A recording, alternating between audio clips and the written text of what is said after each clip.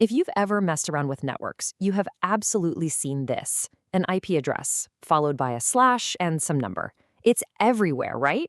But what does that little piece of notation actually mean? Well, today, we are going to decode that secret once and for all. So let's just dive right in with probably the most common example you'll ever see: 192.168.1.0/24. That /24 on the end isn't just some random number, It is the secret code that defines the size of this entire digital neighborhood. And by the time we're done here, you'll be able to read it like a pro. All right, first up, let's talk about the code that's hiding inside the address. We're going to start by unpacking the mystery of that slash.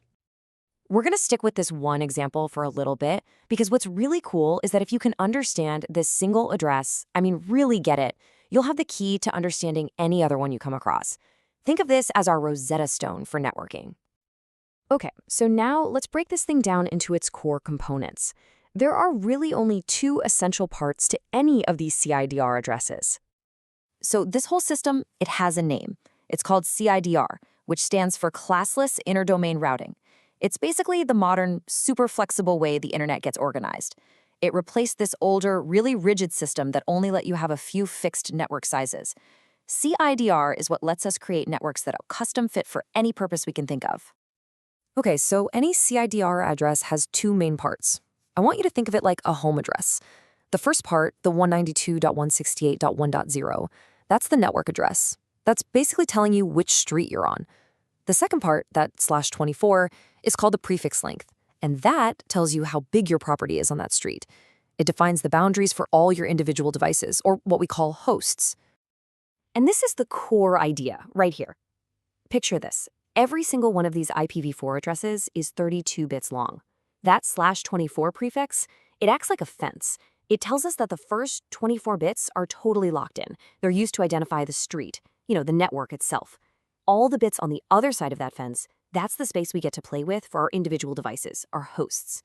All right, next up, let's actually calculate your network size. This is where it all comes together, I promise. We're about to do some really simple math that reveals the magic behind that slash. Get ready, because this is the aha moment. So, the most crucial point to remember is this: the size of your network, meaning the number of devices you can actually connect, is determined entirely by how many bits are left over after that fence.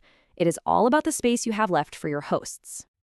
And you know what? The calculation is surprisingly simple, just 3 steps. First, you find the host bits. You take the total of 32 bits and subtract our prefix, which is 24.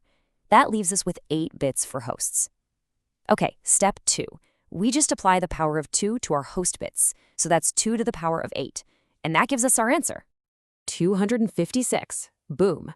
A network with a /24 prefix has a grand total of 256 possible IP addresses. That is the total size of our digital property. But hold on a second.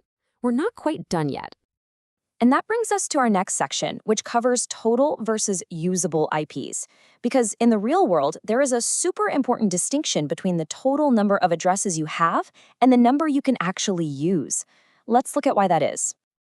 This is a classic question, and it's a great one. If we have 256 addresses, why in the world can't we just assign them to 256 different devices? Well, it turns out 2 of those addresses have very, very special jobs to do. The very first IP in the block, in our case, .0, that's the network address. It's like the sign at the beginning of the street.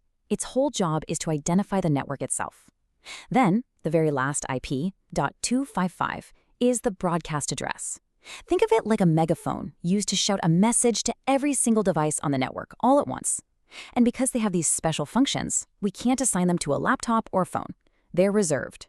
So, what do? We take our total of 256 addresses, we subtract those 2 reserved ones, and we get our final practical answer: 254 usable IP addresses.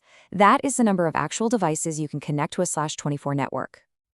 Okay, for our final section, let's take a look at CIDR at a glance. Now that you've totally mastered the /24, let's zoom out a bit and see how that prefix length lets us define networks of pretty much any size imaginable. So this is it, the golden rule of CIDR. The longer the prefix, the less space you have for hosts, which means you get a smaller network. Just think of it as moving that fence to give yourself a tiny little yard. And of course, the opposite is true. A shorter prefix means way more space for hosts and a much, much larger network. And this table right here just brilliantly illustrates how much of a difference that prefix makes. I mean, look at a 28. It only gives you 14 usable addresses, perfect for a small, specific task.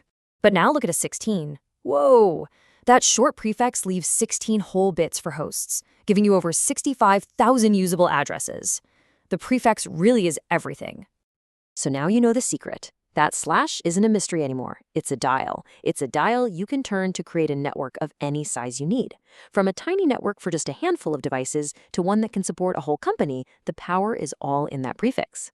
The next time you see one, you won't just see numbers, you'll see the blueprint of an entire digital neighborhood.